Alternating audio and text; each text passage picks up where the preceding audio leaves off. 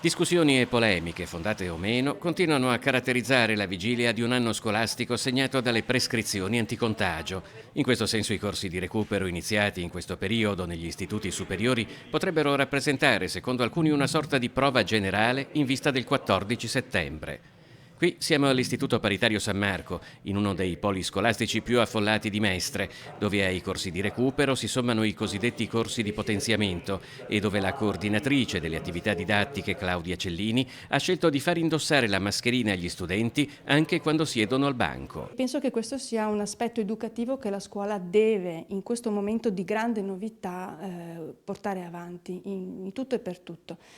Magari quando le distanze saranno garantite, saremo statici a scuola e in classe, l'insegnante sarà alla cattedra a 2 metri dalla prima fila, magari riusciremo anche a toglierla. Mascherina è solo una delle parole d'ordine di un vocabolario che prevede anche i termini igienizzazione e distanziamento e che hanno reso necessario riorganizzare classi e aule. Adesso ci sono pochi studenti e lei è preoccupato di quello che potrebbe accadere domani quando saremo a pieno regime.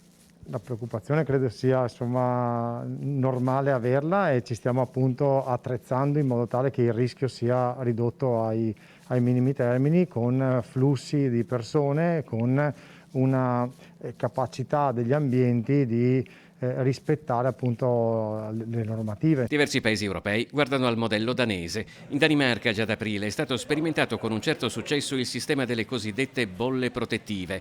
Alle primarie i bambini sono divisi in piccoli gruppi che non entrano in contatto fra loro per rendere contenuto l'eventuale contagio e immediata la tracciabilità.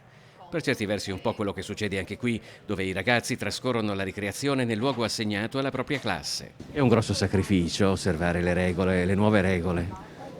Grosso sacrificio no, cioè siamo stati abituati anche fino adesso comunque fuori all'esterno della scuola, quindi non è un grande sacrificio, cioè è una cosa a cui siamo abituati ormai da un po' di mesi.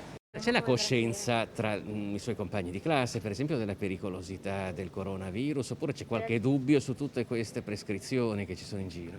Per alcuni sì, per alcuni no, secondo me. Poi tante volte tu sai che cosa devi fare, però involontariamente perché non ci pensi, commetti qualcosa che non dovresti fare lo stesso.